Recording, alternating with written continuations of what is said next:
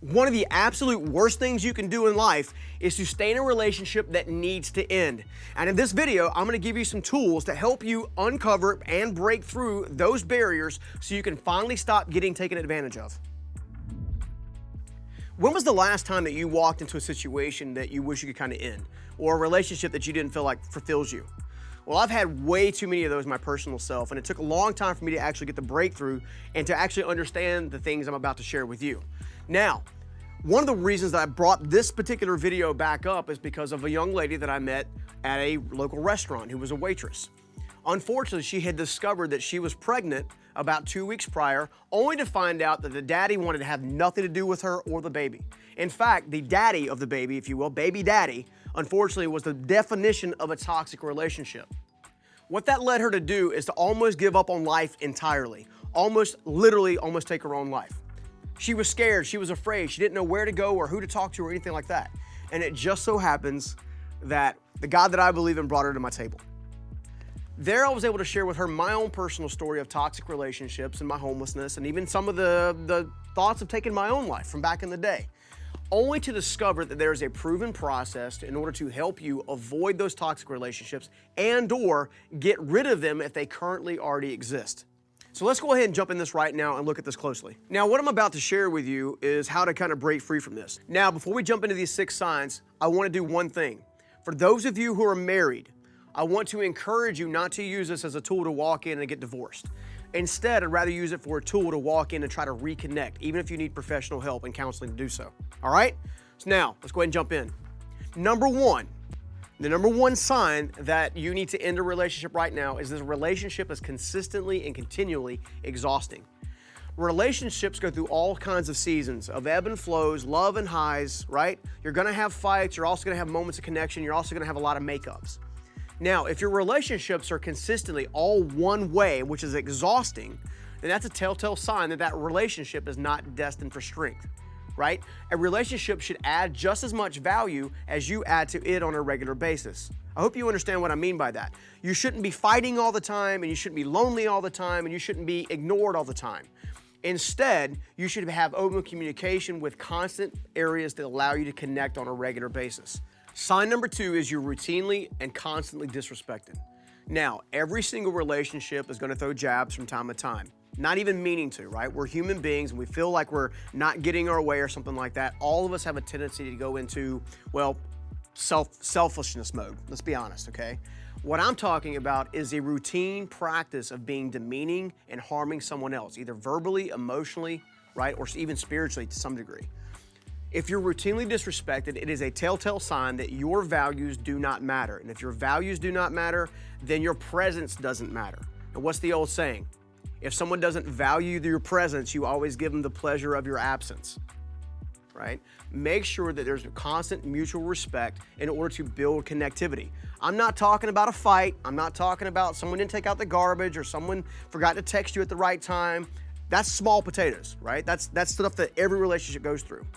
I'm talking about cursing at you. I'm talking about hurling insults at you. I'm talking about your family to your face in such a way that is demeaning to your family on a regular basis. Okay? We all have crazy family members from time to time.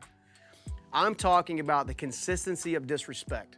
Make sure that your relationships always have a level of mutual respect on a regular basis. Again, not talking about the isolated incident.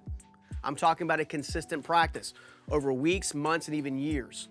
Your relationships, in order for them to be healthy, have to be seen as being mutually valued, all right? Now, sign number 3 is just as important. Now, I will tell you that sign number 3 is by far probably the one that I had to deal with the most. Unfortunately for me, many of my toxic relationships were always led with betrayal and lies. So, sign number 3 is you uncover consistent deceptions on a regular basis. Now, here's the thing to keep in mind about this. When you uncover a deception and then you challenge the person with the deception, are they repentant about it and they're sorry about it and it's something you can grow from? Or are they completely defensive about it and trying to make it sound like that you're the crazy one?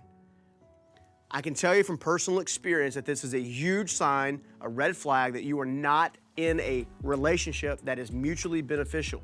Instead, you are a selfless person likely with a selfish person. Relationships like this are a little more like oil and water. right? They simply don't mix. If you uncover constant deception, where you feel like you need to all of a sudden become a parent, if you will, checking behind the text messages and checking behind the emails and where were you, that is not healthy. It's not healthy for you to be in that position where you feel like you constantly have to check behind someone, and it's not healthy to actually be lied to and consistently deceived on a regular basis. Your values matter, your life matters, your respect matters, and you need to be with people who also respect what you bring to the table. And as a result, people who respect one another are consistently honest with one another about everything. Okay? So make sure you always have an open mind about whether or not you're being deceived or not. Don't put yourself in a place where you're always telling yourself they didn't really mean it that way. They didn't really say it that way. This is not what I really... No. Facts are facts, and if you have the facts that support a lie is taking place, then challenge the lie, watch the behavior, and if the behavior is, you know what, you're right, I'm sorry, I won't do that again, or is the behavior like, are you crazy? I didn't do that. What are you talking about? You're the crazy one. You see the difference? It's totally unhealthy, and it's a telltale sign that you are in a relationship that you probably need to avoid and probably remove from your life, all right? All right, sign number 4. You give consistently, but rarely receive. Here's what I mean. A lot of us show our love languages and stuff like that in very different ways. Some of us do it in words of affirmation. Some of us do it in gifts. Some of us do it in quality time, right? Gary Chapman's 5 Love Languages, which is a resource. If you haven't checked it out, you need to, okay? However, many of us have been through, at least had relationships at one time or another where we were the person doing all the giving. Maybe we were given the quality time, maybe we were given the gifts, maybe we were given the physical touch and things of that nature, and the other person was completely ignoring us. That is a telltale sign that you are in a relationship that needs to end. Why? Because relationships, again, must be mutual. The values must be mutual. The respect must be mutual. The affirmation and affection must be mutual. Now, it's entirely possible that you might show these things in different ways, right? But if one is showing it and one is not showing it altogether or a very minimal amount, maybe just enough to kind of keep you going on and kind of keep you engaged, then you're in a toxic relationship. And I say that after being in many toxic relationships, so much so that I think I used to wear a big L on the front of my forehead, if you know what I mean, attracting crazy people. You see what I'm saying? Take the time to look at these things specifically as we're walking through them to understand the types of relationships that actually give you the biggest impact. And by understanding what these things are, you can now set a healthy boundary to begin to fight back. So if you're in a relationship that is not giving you as much as you're putting into it on a consistent basis, again, relationships have ebb and flows, right? I'm talking about a consistent level of drop-off.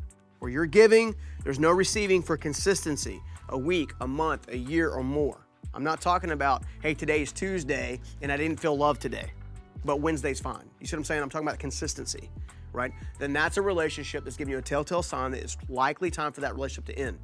Also, one of the things that I've done is I've taken the time to write a free ebook for you in order to help you actually get to the relationships you really deserve and the relationships you need to actually help you uncover how to make the most of every single decision of your life. How do I do that? Well, I want you to look in the description and I want you to take advantage of the 7 relationships you must have to win at life.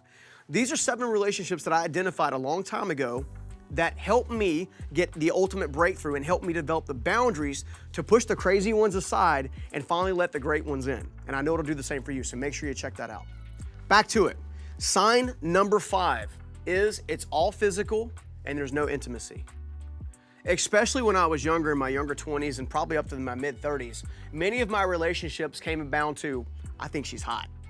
She thinks I'm cute, right? And you know what happens next, right? All of a sudden you jump into the physical side of things and you're in this infatuation stage where you think everything's gonna be wonderful and you're starting thinking the butterflies and whatever, only to realize that you jumped in way too early on the physical side happens, the next thing you know, everybody runs away, right? One of the partners is all of a sudden out, okay? The reason that occurs is because no intimacy has actually been built. I would try this. Now, granted, you may not be where I am in my life. I'm happily married now and have been for a while. We actually tried this for ourselves prior to us getting married. And that was, we actually took the physical side and set it over here for a while we actually looked at each other honestly and began to build a relationship with one another and think about our dreams, our visions, our values, and things of that nature, the character traits that drew us together. In other words, did we actually have a firm foundation to actually build a solid marriage on? Did I in fact meet my best friend? Did I in fact meet the person that I can share all of my thoughts, all of my feelings, all of my fears, all of my vulnerabilities with? Or does she just look nice in a pair of jeans? There's a big difference in that. The way you get there is by focusing more on the intimacy side and less on the physical side. Now, when you do the intimacy side well, the physical side, boy, dude, come on now. You got me? People are making the mistake, and unfortunately, I was one of them. You've probably been there yourself, where you give up your physical nature first, and as a result, you don't get the intimacy. You actually don't get the very foundation that your actual heart is searching for. You're simply moving on from either being conquested or conquesting other people, on and on and on and on and on and on again. So many people, right? And again, I've been here, so I'm speaking from experience here. So many people get lost in being overly physical before intimacy's built. Build intimacy first. That's where you're going to discover whether or not the person is good for you or bad for you. Do your values align? Do they not align? Do you believe the same thing about kids? Do you believe the same thing about occupation? Do you believe the same thing about travel? Do you believe the same thing about faith and things of that nature? These things have to align.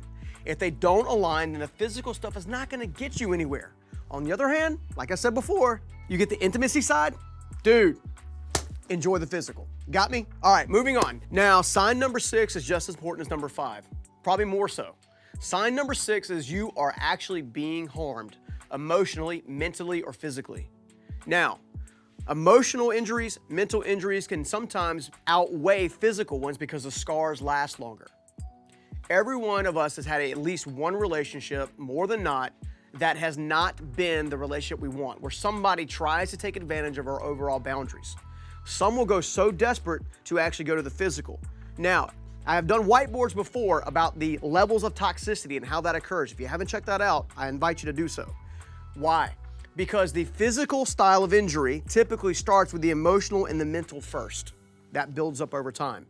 If someone is consistently harming your identity or your person, that relationship needs to end. It needs to end. You are worth the value, right? You are worth more than you can imagine, and somebody else will see that. Somebody else will respect you. Somebody else will want to be vulnerable with you. Somebody else will want to be with you for the right reason. Not because you're giving all of yourself physically and not because they're beating you down on a regular basis, but because they respect you, they honor you, they cherish you. And yes, dare say, they love you. Most of us, when we fall in love, it's with the wrong person. We go fall in love with people who will take advantage of us. That is not the person to be vulnerable with. The person to be vulnerable with are the honest people who actually want what you want out of life and can help you actually get there. You got me? All right. Now, sign number 7 is pretty important, and this was probably the hardest one for me to understand and finally really take advantage of. And that is, you already know, the entire time you've been watching this video, you already have identified whether or not the relationship you're in is good or bad for you. I guarantee it, okay?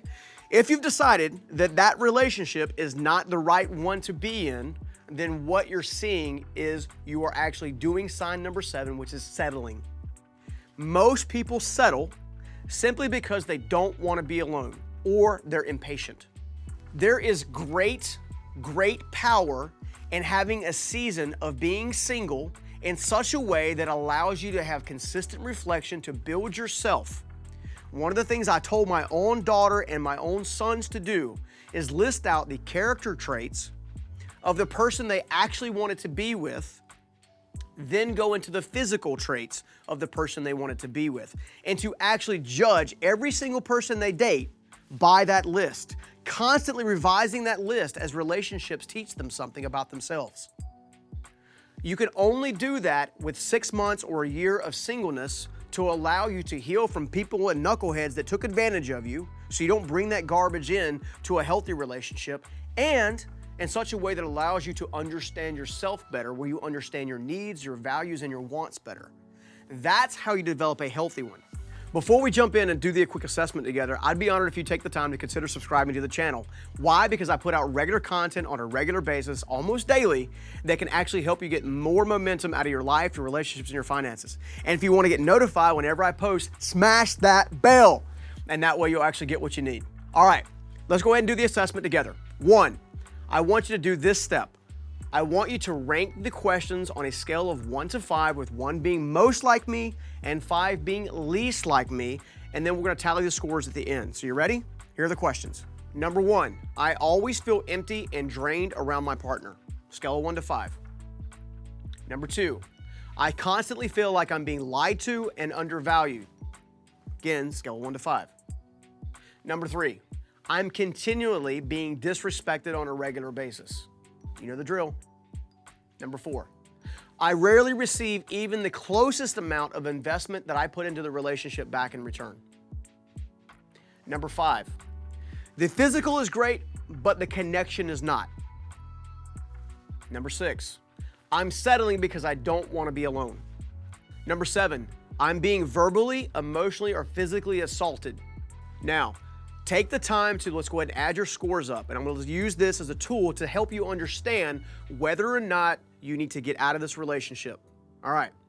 If you scored from a 35 to 30, then you're doing pretty good, right? You may have some tough spots and things you need to work on. If you scored from a 29 to a 21, then you're likely on the verge of needing to end a relationship as a whole. Now, this might be a great time to get some outside perspective and counseling before you do so, to make sure you're not throwing a good relationship that just needs some maturity. All right? Now, the next one's a little bit different. If you scored from a 20 to a 0, and yes, if you're in a 0, then you need to get help like now. You got me?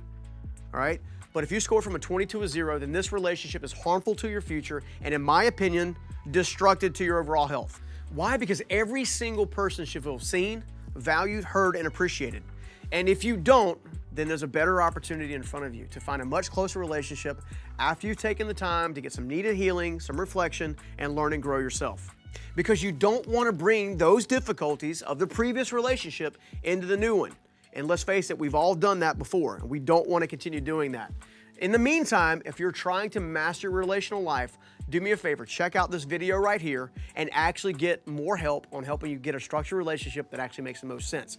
And also, do me a favor, hit the subscribe. I'd love to have you partner with us and continue getting free content. See you in the next one.